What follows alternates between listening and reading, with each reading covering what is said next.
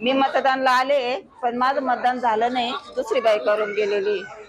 मागच्या बारीन बी असंच झालं होतं। 11 नंबर फोन आला तर त्यांचं नाव नाही माहिती मला, होता मला फोनवर झालं म्हणे तुमचं मतदान झालेलं आहे, ये एकटी मतदान करून गेलेली म्हणे।